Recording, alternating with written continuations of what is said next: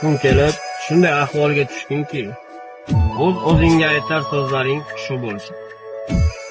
Birisi bor edi hayotimda, yuragini yoqdim, indamadi. Qalbini sindirdim, chilparchin qildim, indamadi. Xafa qildim, ranjitdim va yana indamadi. Xiyonat qildim, ko'rmaganlikka oldim. U meni qadrimni tushundi va bildi. Men esa uni hayotiga kirib borib, o'zimni yolg'onlarim bilan hayotini qiyomatga va zulmatga aylantirdim degan. Senga oxirgi tilagim. Senga mensizlik jazoing bo'lsin. Menga ko'rsatganlaring boshingga tushmaguncha bu dunyodan o'tma.